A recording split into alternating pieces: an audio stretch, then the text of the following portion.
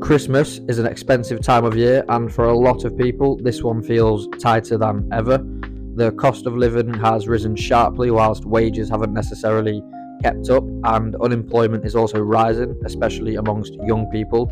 So there's no wonder why a lot of people are feeling more pressure this Christmas and certainly feeling the pinch. So I was listening to the Financial Times daily news briefing yesterday morning, and they had some listeners on the show who shared how they were approaching Christmas more intentionally this year. So one family agreed to do a Secret Santa this year with a maximum spend of £75 per person. So this way it avoided them spending hundreds and hundreds of pounds, and it saved them money so that they were able to spend more on nice meals for the family over the Christmas period. So they were actually taking it in turns to cook for each other over Christmas, and some of that money that they'd saved via presents they could spend more on nicer meals. Another person in her 20s talked about reducing impulse spending and instead setting aside more money for experiences, for travel, for education, and for spending time with friends. She described the season this year as being one less about consumption and more about positioning for the future.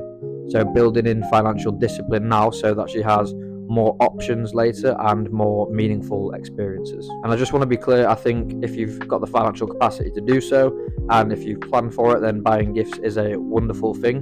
But when it comes from a place of pressure, from a place of obligation, from a place of guilt and not intention or joy, I think that's when problems can arise, and that's when it can become stressful and people can get into financial difficulty. So to give you guys a practical tip and a simple habit to think about as we come into the new year, it's to really think about gifts like any other expense.